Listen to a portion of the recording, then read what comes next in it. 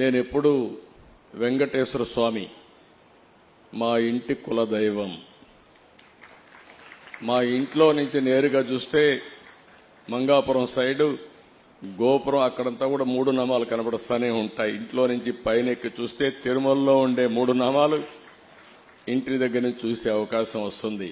నేను నమ్మిన దేవుడు, నమ్ముతున్న దేవుడు, నేను ప్రార్థించే దేవుడు వెంకటేశ్వర స్వామి అని చెప్పి కూడా నేను మీకు తెలియజేస్తున్నా. ప్రతిరోజు ఒక 2 నిమిషాలే నేను ఒకటే కోరుకుంటాను. దండం పెట్టుకొని 1 నిమిషం ప్రార్థన చేసి, ఇప్పుడు ఒకసారి చూస్తే నాకు ప్రాణ భిక్ష పెట్టింది కూడా వెంకటేశ్వర స్వామి. అదొక మిస్టరీ కూడా. 2003లో నా మీద 23 క్లేమోర్ మైన్స్ ని బ్లాస్ట్ చేస్తే సాక్షాత్తు వెంకటేశ్వర స్వామి నాకు ప్రాణభిక్ష పెట్టాడు. ఏదో చెయ్యాలని ఆ రోజు నన్ను కాపాడాడు. అలాంటి వెంకటేశ్వర స్వామిని నేను ప్రార్థించేది, నాకు శక్తి, సామర్థ్యాన్ని, తెలివితేటలు ఇవ్వండి. ప్రపంచంలోనే తెలుగు జాతి నెంబర్ 1 జాతిగా ఉండడానికి ఆశీర్వదించండి. ప్రపంచంలోని ఇండియన్స్ అందరూ కూడా గ్లోబల్ సర్వీసెస్ అంటే ప్రపంచంలో ఉండే ప్రజలకు సేవలు అందించే అవకాశాన్ని కల్పించండి.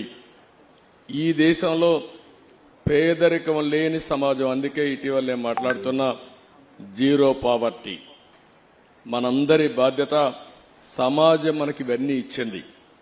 ఈరోజు నేను ఒక ముఖ్యమంత్రిగా ఉన్నా, రమణ గారు former chief justice of India అయినా, లేకపోతే వేదిక పైన ఉండే పెద్దలు కొంతమంది మంత్రులైనా, ఇక్కడికి ఉండేవాళ్లు వివిధ రంగాల్లో బ్రహ్మాండంగా రాణిస్తున్నా, ఇది మనకు సమాజమే ఈ అవకాశం ఇచ్చింది.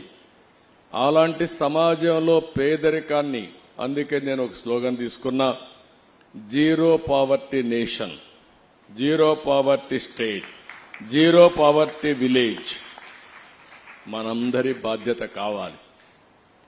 సంపద కొంతమందికి పరిమితమై పేదవాళ్లు పేదరికంలో మగ్గుతా ఉంటే అది మంచిది కాదు. ఈ విషయం మనం గుర్తుపెట్టుకోవాల్సిన అవసరం ఉంది.